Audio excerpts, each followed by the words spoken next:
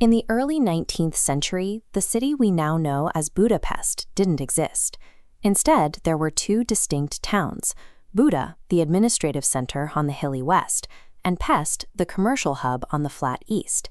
They were divided by the massive, unpredictable force of the Danube River.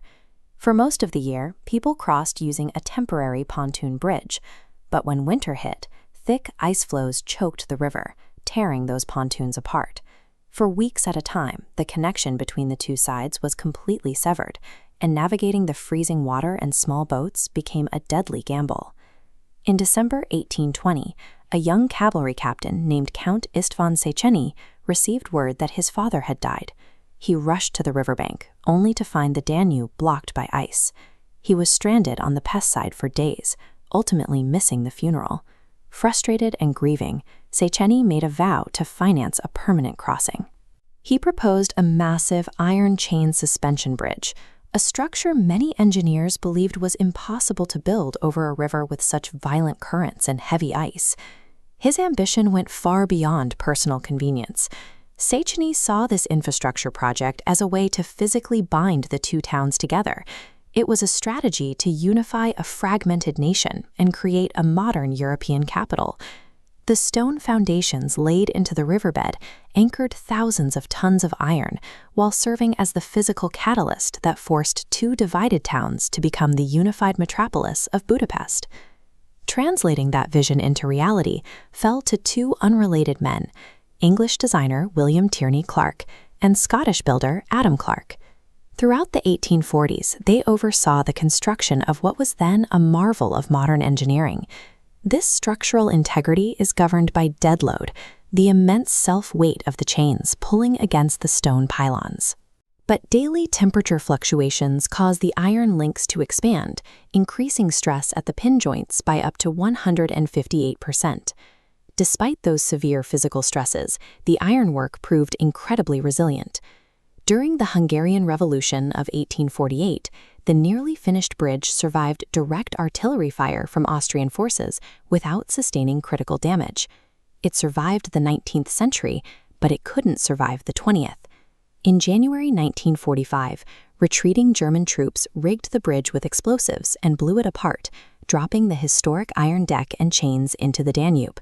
However, the original stone pylons stood firm.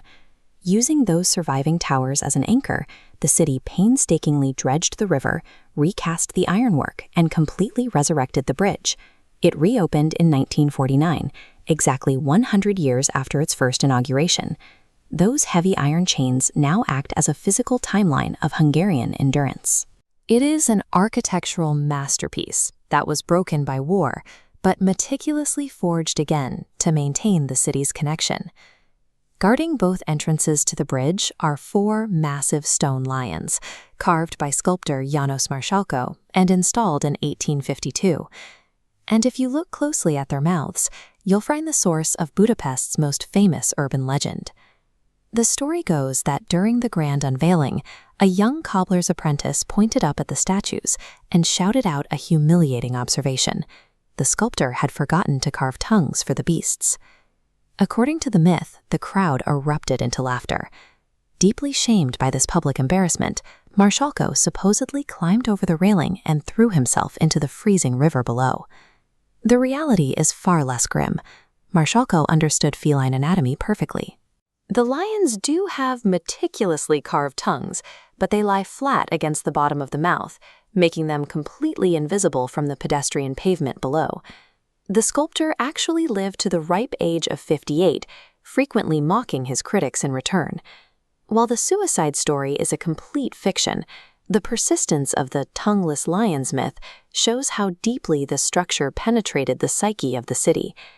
The chain bridge is a living piece of folklore, woven directly into the cultural identity of the Hungarian people.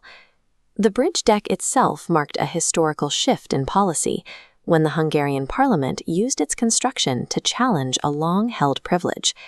For the first time, even the country's previously tax-exempt nobility was legally required to pay a toll to cross. By the 21st century, that same deck was facing a crisis. Designed for 19th century needs, the structure was struggling under the immense, unintended burden of daily commuter cars and heavy modern traffic jams. To save the bridge from critical failure, the city launched a structural renovation between 2021 and 2023. Crews stripped the roadway down to its bones, replacing the old, heavy concrete slab with a lighter steel deck to reduce the bridge's self-weight. As the physical repairs neared completion, the local government initiated a shift in urban philosophy. They held a public consultation to determine the bridge's future, and the residents made a bold choice. They permanently banned private cars. Today, the deck operates as an exclusive artery for buses, taxis, pedestrians, and cyclists. By removing private vehicle gridlock, public transit crossing times have been cut in half, allowing for a 30% increase in bus frequency during peak hours. This modernization extends to the lighting as well. An energy-efficient LED system now bathes the structure in a warm 2700 Kelvin amber glow. It honors the bridge's historic aesthetic while reducing the city's carbon footprint. By clearing the congestion of the past century and illuminating its architecture sustainably, the Széchenyi Chain Bridge has completed a remarkable evolution. It began as a desperate attempt to cross a frozen river and stands today as the progressive, sustainable heart of modern Budapest.